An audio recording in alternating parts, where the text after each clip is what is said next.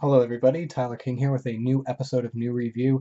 Today I'm going to be doing a review of the third Peter Murphy solo album. This is going to be, if I can get it in, Deep. Deep is released in December of 1989 in some territories. In other territories it's released in early 1990. So the actual release date of it has been argued. Like his previous album, Love Hysteria, this album is going to be produced by Simon Rogers, and Peter Murphy here is going to be providing vocals, of course. He also plays acoustic guitar. Um, he also handles some mixing duties on this album, and Paul Statham returns here playing guitar and keyboards like he did on the last album, and here he co-writes just about every single song on this album, save for the line between the devil's teeth and that which cannot be repeat, and A Strange Kind of Love. Peter Bonis returns on guitar, as well as Terrell Bryant on drums, and Eddie Branch is going to play bass, and those three combined with Paul Statham is going to create the 100 Men, which is Peter Murphy's band essentially on this album and the next album, Holy Smoke. Gil Tingay plays harp on Marlene Dietrich's favorite poem, and Jim Williams plays guitar on the song Seven Veils. The album opens with the song Deep Ocean, Vast Sea. And the song opens with a very short drum intro before the 100 Men all jump in. And one of the most noticeable things about this song, as well as about this album as a whole, is that it has a much more live feel to it than Love Hysteria does. And Love Hysteria had a much more live feel to it than his first album, Should the World Fail to Fall Apart, did. Yeah. Besides a few exceptions, I will say also that Love Hysteria was mostly a piano/keyboard heavy album, while on Deep, it is going to be a much more guitar-based album, especially the acoustic guitar. That is going to be a very important instrument on most of the songs on this album. The opening song in particular, Deep Ocean Vast Sea, does have a chugging electric guitar going on throughout much of the song. Peter here in the lyrics is comparing somebody's behaviors to that of the ocean, singing "You dip and you swell, float and you find, and sweet caress my uneasy mind." One of my favorite moments on this song, and is actually a favorite moment on this entire album, is about 2.5 minutes in as Peter just bellows, "I'm waiting!" And the music kind of swells up around him before this very short and sweet instrumental break. And I really do like the lead guitar part on this song. Like some of the material on Love Hysteria, though, I do think that the song goes on for a little bit too long. However, something that Peter has become better at on this album than on Love Hysteria is his ability to edit himself. On Love Hysteria, one of my main complaints was that a lot of the songs went on for far too long, and he really has fixed that problem on this album, Deep. Regardless, though, even though I do think that it goes on for a little bit too long for my taste, I will say Deep Ocean Vast Sea is yet again a great opening track. And I can't really say, like this far into his career, that Peter has not had a great opening track on each album. The next song is Shy, and it actually opens with Terrell Bryant counting in the tempo on his drumsticks, and that is something that I don't think would have ever appeared on the previous two albums. And this song in particular is one of the most live feeling songs here. The lead guitar here is frenzied, and the bass is much more of a important instrument here, especially between some of the verses, as Peter sings, "One day you will be the one to say I'm sick of empty fun." And for part of the song, it feels like Peter is talking about aging and getting over quote-unquote childish things. Now, something about the song that I used to absolutely hate, although now I actually enjoy, is just under about 2 minutes in, Peter begins pretty much rapping. He begins, rapping about death and sleep while his band kind of goes into full-fledged funk mode while he is going on and on. Luckily, it does only last for about 45 seconds, and it is something that I used to think was very cringeworthy, although now I don't really dislike this part of the song, and I think that it does add to its charm. The third song is Crystal Wrists, which I would say is probably the most keyboard-heavy song on the album. And this joins with the songs Marlene Dietrich's favorite poem and A Strange Kind of Love as one of the most beautiful songs on this album. The opening synth pulse here is almost ominous sounding, but once we get these gently strummed acoustic guitars and these drums come in, the song just does a complete 180 and it actually has a very warm, welcoming feeling to it. The vocal melody here is particularly catchy, especially on the chorus as Peter sings, "But clearly now I tell you, man, that all I say is all I can, for I am nothing but my sin until I learn to cast them in." There isn't much variation going on the song as it continues, unfortunately, but it feels a lot shorter than its 4-minute track length would suggest. And even though I would say this isn't necessarily one of my favorite songs on the album, it is nowhere near as unenjoyable as songs I didn't particularly enjoy on the first couple of albums, which I think really is a testament to Peter's growth as a songwriter and an artist. The fourth song is Marlene Dietrich's favorite poem, which arguably is the prettiest song on the album. The song is very stripped. It is very bare bones sounding. Most of it is actually going to be played on a 6-string acoustic guitar as well as on a 12-string acoustic guitar at the same time. There is some heavily reverbed electric guitar, I think, going on in the background, which I do think helps to add to the atmosphere of the song. The song lyrically can be seen as a love letter from Peter to the star Marlene Dietrich, especially made clear, I think, when he sings the line, "Oh Marlena, suffer all the fools who write you on the wall." Of course, here the chorus is also, like on Crystal Wrists, is probably my favorite moment on this song. Hot tears flow as she recounts her favorite worded token. "Forgive me, please, for hurting so. Don't go away heartbroken. No." We do get some very luscious harp during the second chorus before it all drops out to these atmospheric synths, and we do get some sparse percussion going on. And when I have seen Peter play the song live, he actually tends to be banging on the side of his acoustic guitar as he sings this song. But I can't say for sure what the percussive instrument he used during the actual recording of this song. And at the same time, we do get these very gentle pulsing synths, and it is this very sheer, beautiful moment on this very beautiful song. And the acoustic guitars fade back in, and then we get the chorus repeated a couple of more times. The song is a little bit over 5 minutes long, but like on the song My Last 2 Weeks on Love Hysteria, I actually wish it were longer, and I think that this is a very beautiful, melancholic, heartfelt song, and I absolutely love this song. It's just, I keep using the word beautiful, but it is a very beautiful acoustic ballad. The next song is Seven Veils, and I always have seen this song almost as an extension of Crystal Wrists, even though it does have a bit more of a live feel to it than Crystal Wrists did, and it's a little bit more up-tempo as well.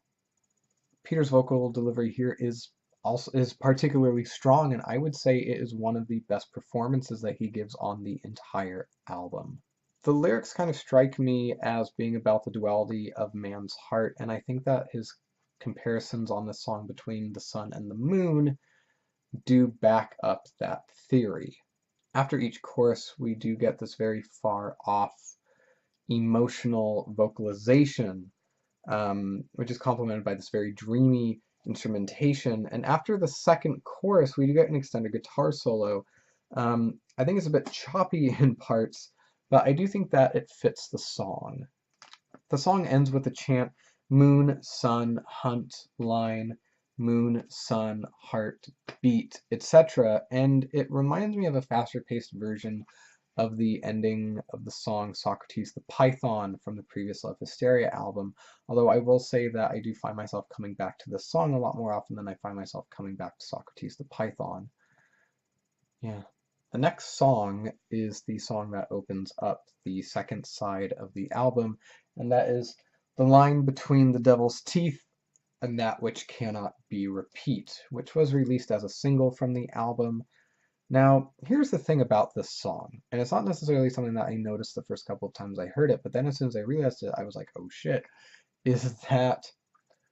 So, first things first. On a lot of, I would say on the first 5 Peter Murphy solo albums, going all the way up to Cascade, there is 1 or 2 songs where I feel like he is hearkening back to his days in Bauhaus, and I would say that this is the song on this album that does hearken to it, because it is a lot more fast-paced and angry and raw-sounding, really, than any other song on this album. The other thing about this song, in how it relates to his previous band Bauhaus, is that the vocal melody of the song is pretty much I wouldn't say word for word, but it is almost line for line the exact same vocal melody of the song In the Flat Field from the very first Bauhaus album, In the Flat Field. And as far as it being a choice for a single, I do think it, personally, I think it is a little bit of a poor choice just because it's not representative of the album as a whole in how rocking this song is. I think that this and the last song on this album, Roll Call, are the two that are least indicative of the overall sound of this album, in that there are lots of acoustic guitars, we get some harp in Marlene Dietrich's favorite poem, and this is just like sheer frenzied Peter Murphy mode. I will say it isn't a bad song. It does remind me slightly of His Circle and Hers Meet or Blind Sublime from the Love Hysteria album in terms of just, sheer rocking. It opens with a very simple, it opens with a snare rolling intro, and then from there it is all squalling guitars and low bass. And it really catapults us face first into the song and keeps us going as the song goes along. At the end of the day, though, I will say, when compared to bands, like Gary Newman, for instance, on the album Dance, had the song Moral, which was a very blatant ripoff of his song Metal from the Pleasure Principle album, or David Bowie with Red Money on the Lodger album, essentially not using the same instrumentation as the album, or as the song Sister Midnight on Iggy Pop's The Idiot album. In some instances where an artist does plagiarize themselves, I will overlook it, or I will try to see a reason for them doing it. And with this song, I just don't particularly see the point to it, because it's not as intense of a song as In the Flat Field, and it's not really about that band that he was in, and I would understand if it were, like the song The Answer Is Clear from the Should the World Fail to Fall Apart album, but here I just don't get it. I just personally, I feel like it doesn't necessarily fit on the album, and I see it more as a placeholder before the next song, which is arguably Peter's biggest song, Cuts You Up. This was the second single released from the album, and without a doubt, this is the most successful song that Peter Murphy has ever released. It actually ended up topping the modern rock tracks chart upon its release. And I actually think it was there for, it was something like 7 weeks. It topped the charts, which is ridiculous.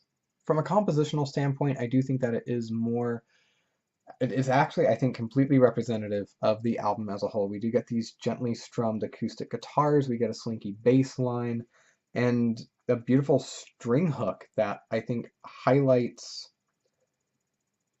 what's the word I'm looking for? Those are all highlights of the song.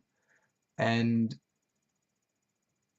I mean, people have talked about this song before, and it is such a, I mean, it's definitely a pop song. I get it, but it has so much more depth to it. And his vocals here are absolutely phenomenal. And there really isn't any criticism that I can leverage against this song. It is just a perfect moment where Peter captured everything about an album on a song and released it as a single, and because and whether it was because of that or because of whatever was going on in music at the time, thank goodness this ended up getting him some kind of recognition, because this is one of his best songs. The lyricism on the song too, it's so, he paints such a story with his lyrics. And in the past, on more tender songs, his lyrics always were a little bit more abstract, but here they are sharp, they are sweet, they are to the point, and it is another case of a song where I really do wish that it went on for a bit longer than it does. Next we have A Strange Kind of Love, version 1, and I will say from a fan's perspective, this is probably the most famous song of his from the album Deep. It is very simple from a compositional standpoint, the same way that Marlene Dietrich's favorite poem is, in that it is mostly played on a single acoustic guitar. Well, maybe two acoustic guitars. The lyrical sentiment here is much more of a personal one, though. A Strange Kind of Love is actual and honest to God love song, and I would say it's arguably one of the best songs in Peter's solo catalog. There are some atmospheric keys after the verses, and a high-pitched one kind of infiltrates the background of the second half of the song, as well as this very short keyboard melody at the end, but it is mostly acoustic guitar on this song. There is no middle ground, or that's how it seems for us to walk or to take. Instead we tumble down, either side, left or right, to love or to hate. I mean, I just absolutely love the lyrics on this song. The single did include a much more upbeat version. It was A Strange Kind of Love volume, or version 2, which sounded a bit more like Cuts You Up. It was a lot more up-tempo than this version that is on the album. And I don't really care for that version. It is much too produced for my taste, and I just love how bare this song is. And it's just so much more emotional. It has such depth to it that I think is lost with trying to update the production of it like they did on the version 2 version. The closing song on this album is Roll Call, and it has a process beat and a quiet synth that open up the song, and it does create a very ominous environment before the live band just rips in. The guitar sounds especially clear. The drum fills just are really driving the song forward here, and it's much more fast-paced than the previous two songs. Peter does really paint a picture with his lyrics as he describes walking down a long and winding gray paved street, your breath the only friend. It's a testament to how good of a lyricist Peter Murphy really is. 2.5 minutes in, Peter bellows, "Roll!" and we get this echoed version, "Roll, roll," and the instrumentation just, the guitars let loose, and they kind of take the center stage on this song. And we do get this really interesting bridge featuring this multi-tracked, almost ethnic percussive part, which it's one of my favorite moments on the entire album. I would argue that this is the first time that Peter has closed an album with a very great song. One of my complaints about his previous two albums is that the last songs on them really shouldn't have been the last songs, which were Jamal and his cover of Fun Time. But here on Deep, with Roll Call, I really do think he has picked a great closing song. The CD and cassette versions do include a version of this song called Roll Call Reprise, which is a little bit more stripped instrumentally, and there is much more of an emphasis on the percussion of this song. I do think that it takes away from the actual emotional power of the song, with the great band that he has essentially being removed from this second version of it. I much prefer that the album ends with the fade out of the version that is on the album, because I really, like I've said before, I'm not too big a fan of bonus tracks usually, and that's essentially what Roll Call Reprise is a bonus track. And that is Deep by Peter Murphy. So, I mean, what to say about this album? It's definitely, I would argue that it's a lot of people's favorite Peter Murphy album, which I think is not without merit that a lot of people think that. It is his first album, I think, where the highs are exceptionally high and even the low points are actually pretty good. I mean, there's only one or two songs on here that I'm not necessarily a big fan of, but even then, I don't skip them. And there are songs on the previous two albums that I will gladly skip. I think that the album having much more of a live feeling to it does really help it out. And the band that he has on this album and the following album, Holy Smoke, are just absolutely amazing. There's not really one note on here that I would change, and that includes the funk rap going on in the song Shy. I do think that the line between the devil's teeth and that which cannot be repeat is a little bit of an awkward song, especially in its track placing, but I can't really think of a more appropriate place on the album than it could be on. I do think that it's a little bit backloaded because the last few songs on here I do think are the best songs on the album. But Marlene Dietrich's favorite poem, Deep Ocean Vast Sea, Shy, I mean, there's just such a wealth of great material here.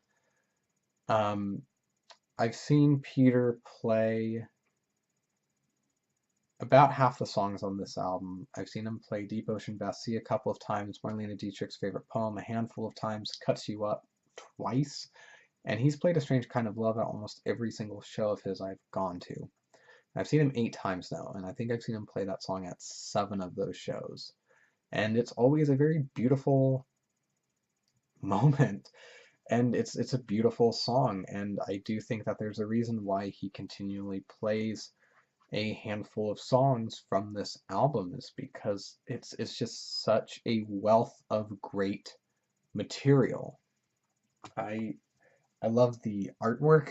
I'm looking back here right now, and it's like Peter is posing and doing different forms of yoga, and I've actually got this is the deluxe version of the album that was released. It not only has the Roll Call Reprise bonus track, but also has A Strange Kind of Love version 2 on it.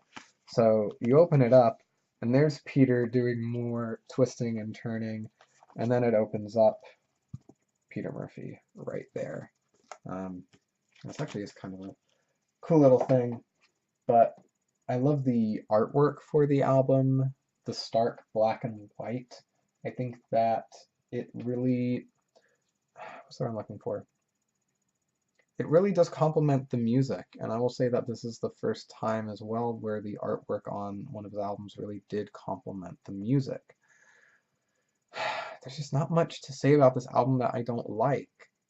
I will say though, I generally, since I've gone back and started re-listening to his albums for these reviews, I have found myself coming back to this album a little bit less, but I think that's just because I found more in his discography that I enjoy than I initially thought.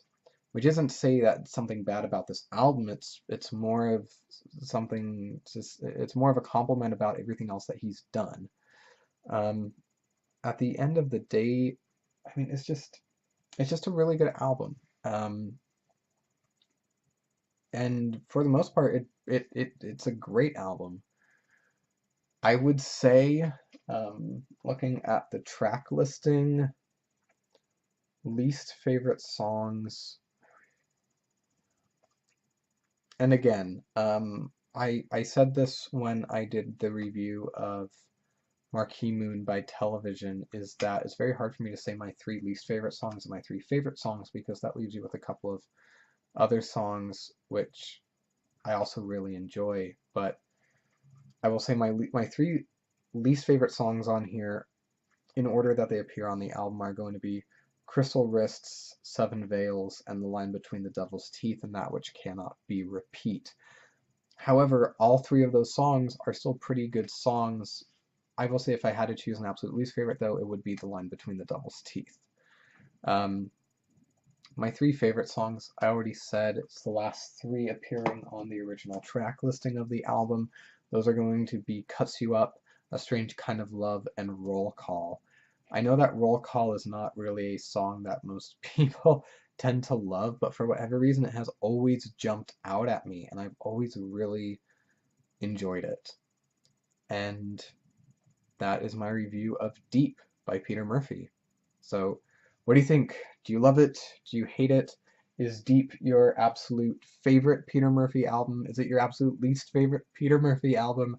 Please let me know. Leave any comments, questions, concerns, all of that good stuff in the comment box below.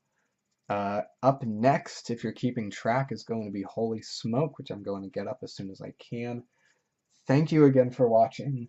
Again, that is going to be Deep by Peter Murphy. All these different versions right here. Deep by Peter Murphy. And that is going to be an 8 out of 10. Thank you again for watching. This is Tyler King with NuReview. I will see you next time.